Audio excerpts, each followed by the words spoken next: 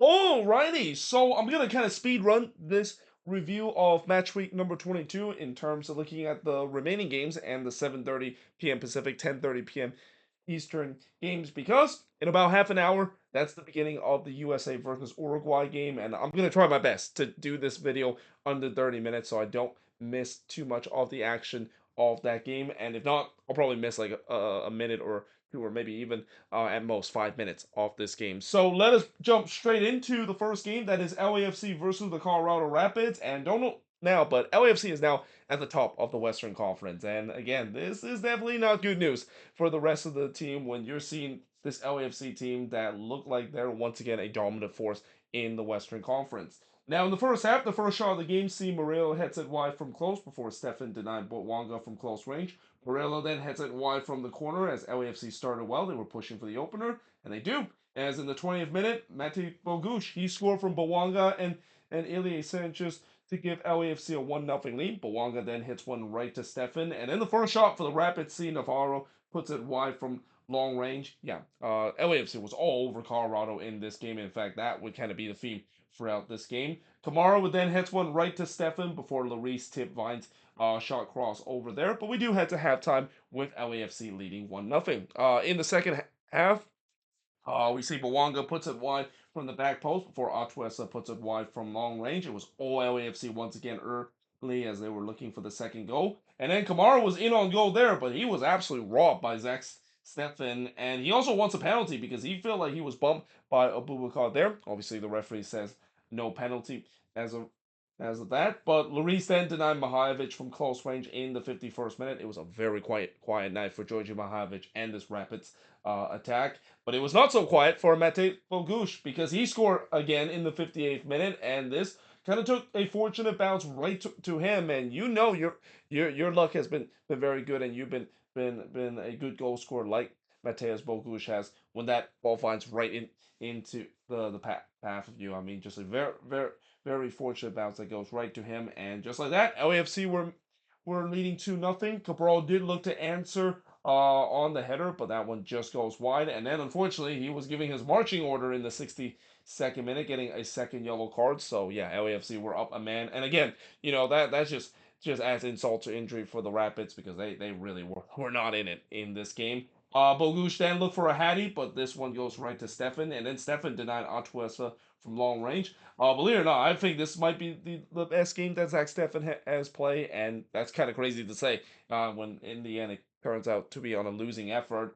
But in the 72nd minute, Bogush would complete his hat trick. He scored from Kamara and Tillman to make it 3-0 in favor of LAFC. Morello then hits it right to Stefan before David Martinez would hit one right to Stefan after just a bad giveaway there from the Rapids. I mean, if that one went in, that just kind of sums up the night for the Rapids. They definitely were blown apart by a team that, again, this is not great news for the Western Conference to see LAFC dominate like they have done recently. Unless, of course, if you're an LAFC fan, this is exactly what you want to see. But it feels like LAFC is starting to get that monopoly, similar to what we see with those Cascadia team getting the monopoly of the Western Conference for quite a while. But the shots in this one, 22 shots with 11 that the Rapids had, one shots on goal compared to 11 that LAFC has in this one. So if it wasn't for Stefan, this could have been easily 4 or 5-0 in favor of LAFC. 5 shots off target with 4 that the Rapids had.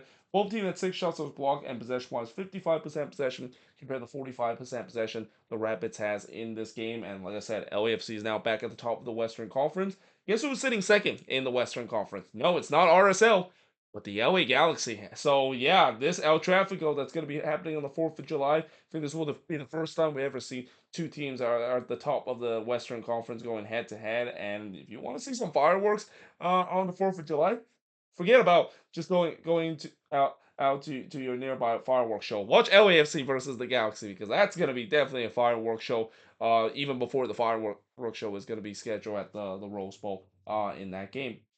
Now, that being said, moving on, we got the Portland Timbers versus Minnesota, and this felt like a bit of a throwback Adrian Heath performance by Minnesota, doesn't it? I mean, it was a game where they were up 2-0, looked like everything was going well, and then Rohith Mo made its return, and you know when Rohith Mo happened, Minnesota most likely is not going to win the game. And even though this year that they have had times try to do so, and Eric Ramsey has got away with it, he didn't get away with it in this game. Now, early on, the first shot of the game did see Moreno was in on goal there, but his first touch was a poor one, and as a result, it goes wide. Though not much chance, just at least in the first 15 minutes, it was a bit of a cagey start to this affair. Though on the other end, Pendemis would deny Longwane from close range, and then Lud would hit one right to Pendemis in the 19th minute. Longwane then puts it wide from long range, as I thought the Loons were starting to create some good sustained pressure and were looking for the lead. Though they almost give up a goal as soon as I wrote that when Capacita Rodriguez missed an absolute sitter from the front post, and that would be a costly sitter for Rodriguez to miss, at least up to that point, because in the 29th minute, Lowane would score. So he scored here to give Minnesota a 1-0 lead, and really that is one that Pantemis would not be proud of himself. I mean, it was just a cross that was coming in. He basically palmed it straight into the path of Longwane. Longwane said, "Thank you very much." He puts it into the back of the net. And yeah, Minnesota were leading 1-0 up to this point. Mora then looked to answer on the bike, and why not? On a night where this could be the final game of Darren Esprilla, what a way to pay tribute to him by scoring on the bike. Didn't happen though. It hits right to Irvin. Mora then flashed one wide from close range. As thought it was a good response for the Timbers. They were pressing back for the equalizer, but instead Minnesota would take a 2-0 lead. And it's Sumbin. He scored from Longwane to give Minnesota a 2-0 lead. It was a great unselfish play there from Bongakule Longwane to set up his teammate and also his friend as well. I mean, Sumbin and Longwane, for those that don't know, they are really good friends off the pitch. But yeah, that made it 2-0 in favor of Minnesota. By the way, Longwane, it feels like he's starting to get his form back from last season. It was really a rough start of the season for him, and it's great to see that he is starting to pick things up lately. Though on the other end, Irvin would deny Evander from the free kick before McGraw had a looping header that was somehow denied by Irvin and somehow palmed it away. And really, Clint Irvin, I know he's been criticized in the last couple of games of his poor performance, but he was definitely on his games early in this one.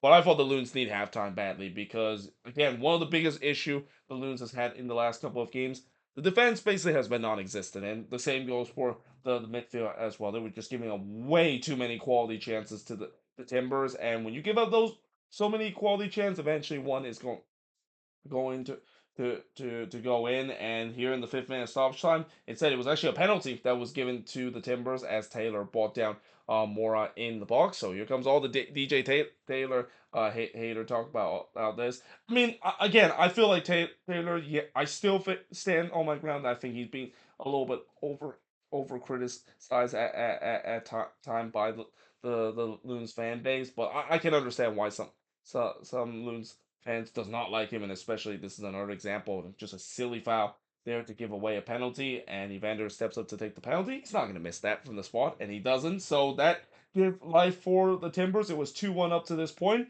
So it looks like it was 3-1 in the 10th minute stoppage line when Lowane looked like he scored his second goal of the game, but unfortunately the flag did not agree with him. The goal was disallowed for offside, and rightfully so. Lowane was about a yard offside there. But man, Minnesota so close of restoring that 2-goal lead heading into the second half. So we go to the second half. Urban would deny Ayala from close range before Bravo puts it wide from close. Mora then puts one wide on the doorstep of goal as the Timbers were putting some unrelentless pressure. And I guess row heat mode is clearly activated for the Loons. And this is when I'm thinking, yeah, the Loons are going to blow this, aren't they? Irwin would then deny Marino from close range before Mora hits it just wide from close. Miller then hits it right to Irvin in the 71st minute, but in the 73rd minute, on the backs of sustained pressure, Santi Moreno would score. He scored from Evander to tie the game up. I wrote that's been coming. I mean, that's probably one of the more predictable goals I thought would happen. I mean, the Timbers were pushing really hard, and how many times I've said when you're the team on the row and you just sit back and allow your team to come at you, it's not going to go so well. And in the case of Minnesota United, and all this time I've seen Adrian Heath decide to do that on the road, yeah, it felt like it was living through that nightmare all over again in this game. And the Timbers were not done.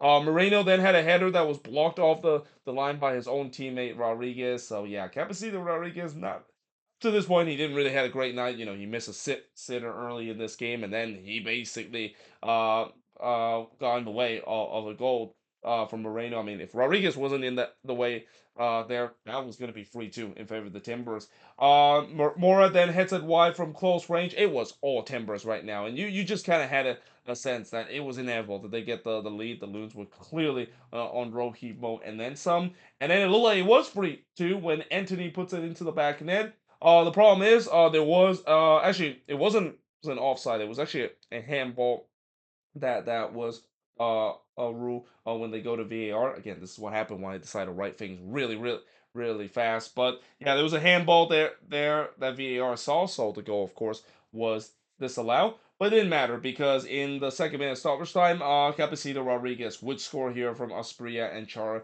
to make it 3-2 in favor of the Timbers. Obviously, Rodriguez getting some redemption after him literally getting in the way of his teammate of potentially taking the lead and then also missing the sitter in the first half. But this also is a great moment for Darren Espria too. Again, this could potentially be his last game with the Portland Timbers, with sources saying that he is going to be leaving this team, going back to his native country in Colombia. And if that is the case, what a ride it's been for Darren Espria doing his time with the Portland Timbers. Maybe even I would make a video talking about him doing his time, where he has really become a cult hero for the Timbers, and it's going to be one player that Timbers fans will absolutely miss him. And I will even miss him too as an MLS fan, seeing how much of a cult hero he is, not only for the Timbers, but also for the league itself.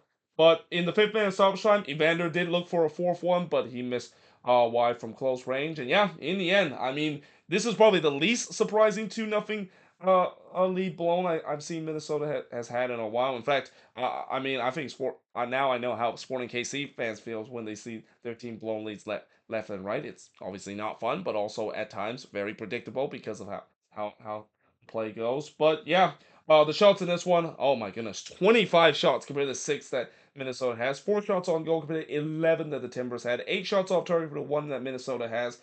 3 shots on block compared to 1 Minnesota has. And possession-wise, 65% possession compared to 35% possession that Minnesota has in this game. And I think the Timbers have now moved their way up to, I think, fifth in the Western Conference. They're continuing to moving up high, and it's been on a really good run. But for Minnesota, I'm gonna reiterate every single week that they're on this losing streak. They need reinforcement badly. I mean, it is pretty clear this team has no depth whatsoever.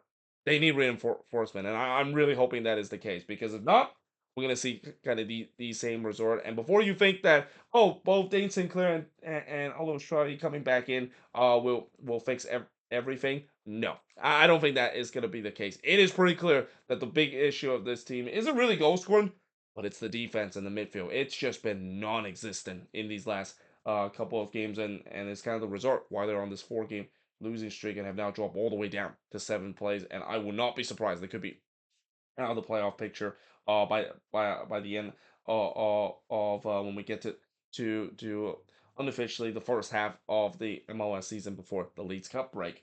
Now, moving on in terms of the next match. So this game also was not a big surprise. I mean, I know coming into this game, I was hoping there was going to be a new interim head coach boost with the Quakes playing against the Galaxy in the Cali Clasico, but yeah. This game definitely shows you that the Galaxy has more quality, and the Quakes are just the Quakes. So I will say this to the Quakes credit, and this is setting a very low bar. I didn't think the Quakes played bad in this game, and it might crazy to say. It might be crazy to say the fact that they lost 3-0 in this game, but they had their moments in this game. The Galaxy gave them some really good opportunity that if they would have put those chances away, who knows how this game would have turned out. But in the first half, Paintsville would hit one right to Yarbrough after a lightning counterattack from the Galaxy.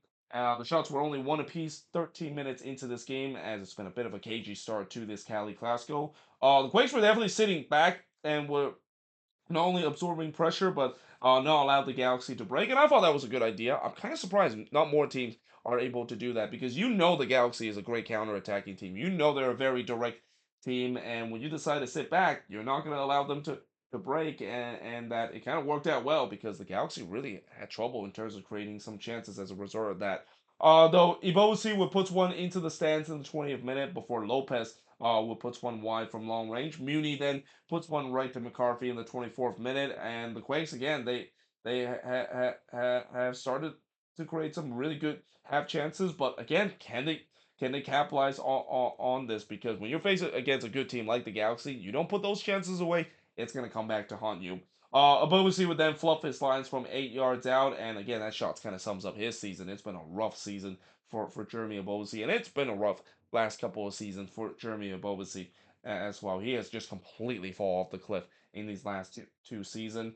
McCarthy then denied Pellegrino from close before he denied Abovisi from the corner in the 38th minute, and then uh, a couple of seconds later, on a lightning counterattack, Pizza would score from Peck to give the Galaxy a 1-0 lead. As soon as I saw when the Galaxy was on the run and on the counter, I might as well just kind of reach out to my phone and say 1-0 in favor of the Galaxy because I've seen this so many times this season, and that is something that every team are trying to avoid. And honestly, it's quite crazy that with how much that they've been doing it, you would expect some teams eventually will have a book on them to try to stop them, but it's not easy said to be done in terms of stopping those lethal counterattack. And as a result, the Galaxy were leading 1-0. You did look to answer, but he puts it over the bar from long range, and then Yarbrough would deny Delgado from the corner in the first man stoppage time. But we do head to halftime with the Galaxy leading 1-0. In the second half, the Quakes really look flat coming out of the gate. Just no source of creativity whatsoever in the final third. So that's not ideal when you're down 1-0.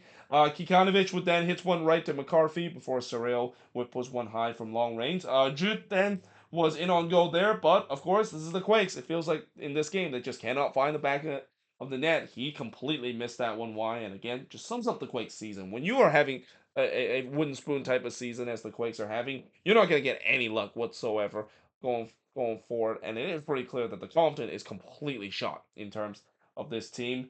Yarbrough then denied Pooch from close range before Judd would miss it wide on the header, but then in the 73rd minute, Jovic would score. So he scored here to give the Galaxy a 2-0 lead, and this actually happened after Pooch smacked the post, but it fall kindly right back to Jovic. And also before Pooch smacked the post on the shot, he was giving so much space in the middle to work with. You cannot let Ricky Pooch that much space in the middle of the park and expect not to concede a goal. I've seen this before many times. Hell, I even seen it in person in the game between Minnesota and the Galaxy, where the second goal that the Loons gave up against the Galaxy was because they allowed Pooch way too much space to operate in the middle of the park. So yeah, that made it 2-0. Lopez would then put it wide on the curling shot. I feel so bad for Hernan Lopez. I mean, he clearly does not deserve to suffer on this team, and I have a feeling he probably regret that maybe signing for this team, and that it's getting to a point where I think he's also started pushing it a little bit too hard compared to what we've seen in before. Because before he actually was a little bit more unselfish and actually set up the play. Now he's kind of just pushing it, and I don't blame him because there's nobody on this team that he's trying to set up and create could actually put the ball into the back of the net if their life depends on. But the Quakes also seems to wave the white flag. They started subbing off starters and putting reserve player. He didn't really do much, instead giving up the third goal in the second minute of stoppage time as Cuevas would score from Yamane to make it 3-0 in favor of the Galaxy. Also, I want to note the fireworks show. Yeah, that also kind of just sums up the Quakes season, and also just the cheap ownership that the Quakes of course has had. In previous fireworks show at the Cali Classico at Stanford Stadium, it is actually really amazing, and that the music basically perfectly syncs up to the fireworks. So what did they decide to do this year? Well, let's just completely move that and decided to create a country music tribute night by just having two random dudes decide to sing country music while the firework is shooting off and just completely not in sync whatsoever. Now, don't get me wrong.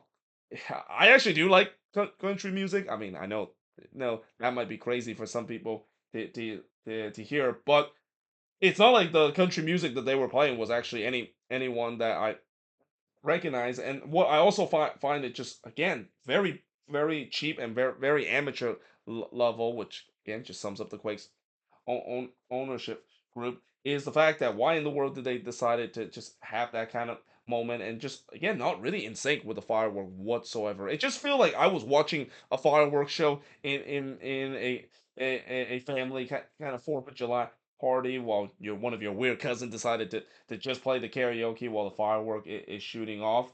And again, it just kind of just sums up this season and really the ownership for this Quakes team. I mean, I've said it many times before, and I'll say it again. I cannot take this team seriously until you know what has to happen with this team. But in the end, it's a 3-0 loss that the 3-0 loss that the Quakes suffer. The shots in this one, 18 shots for the 14 that the Galaxy had, 7 shots on goal for the 6 that the Quakes had, 7 shots off target for the 3 that the Galaxy had, 4 shots on block for the 3 that the Galaxy had, and possession-wise, 56% possession compared to 44% possession the Quakes has in this game. And actually, forget about stopping the video and switch forward. Let's actually do it on the fly because just realized that we only have about 10 minutes before the beginning of the Uruguay versus USA game. So let's just blast through these last two games as quick as possible.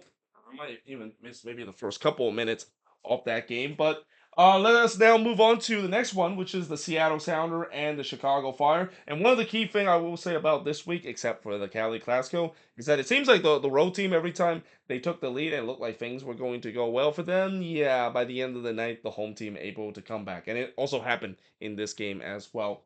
But in the first half, the first shot of the game, see Rusnak puts it right to Brady before the first shot for the Fire. See Fry denied Haile Selassie from close range. The shots were one apiece, 16 minutes in up to this point. Jimenez then puts it wide from long range, and then Haile Selassie would puts it wide from long range after just a bad turnover there from the Sounders. And then 1 minute later, guess what? They decided to commit another bad turnover, the Sounders, and they were made to pay for that. As Haile Selassie would score from Jimenez to give the Fire a 1-0 lead. We then go through a period where not much really happened, and we do head to halftime with the Fire leading 1-0.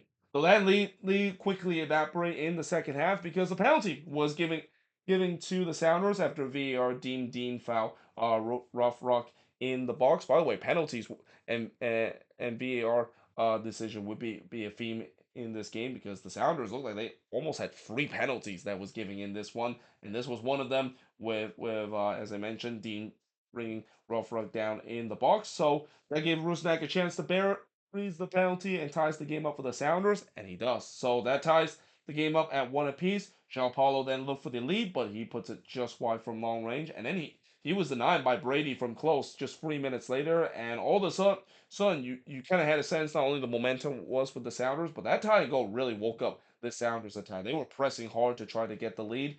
Though Gutierrez did hit a weak shot right to Stephen Fry, and then it looked like the Sounders got a second penalty in the 67th minute, as it looked like Sheeholz handball that one from the spot, but there was no penalty that was given because in the end VAR says that Shields did not handball the the the or handball it in the box there. So yeah, no penalty was given. The game remains tied at 1 apiece. Fry would then deny Aragoni from long range, and then Brady on the other end would deny Vargas from close, and you just kind of feel like maybe this game could be up for grabs.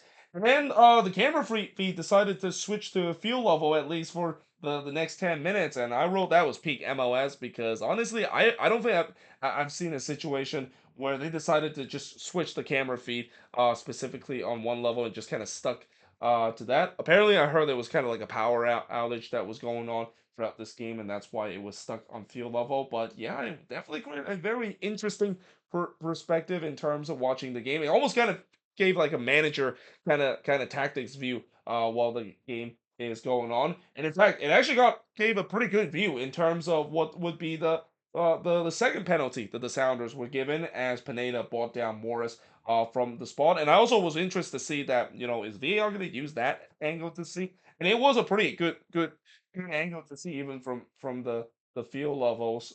So yeah, as a result, they give that as a penalty. Rusnak once again steps up to try to score the second penalty and give the lead for the Sounders, and he buries it. So yeah, that made it 2-1 in favor of the Sounders. Rodon did try to ice it, but he was denied by Brady. But yeah, in the end, the Sounders, they win 2-1 in this one. They must lead the league this season in terms of some scoring from the penalty spot because they have giving a lot of penalty this season. I mean, remember early in the season where they just cannot score an open play goal and they would just rely on the spot almost every single game. Well, it happened again in this one, and they give them a big come from behind win. It's the third time this season that they came from behind to win a game. Shots in this one, 13 shots for the 8 that the Fire has, 4 shots on goal for the 6 that the Sounders had. Both teams had 2 shots off target, 5 shots that was blocked for the 2 that the Fire has, and possession-wise, 52% possession compared to 48% possession that the Chicago Fire has in this game.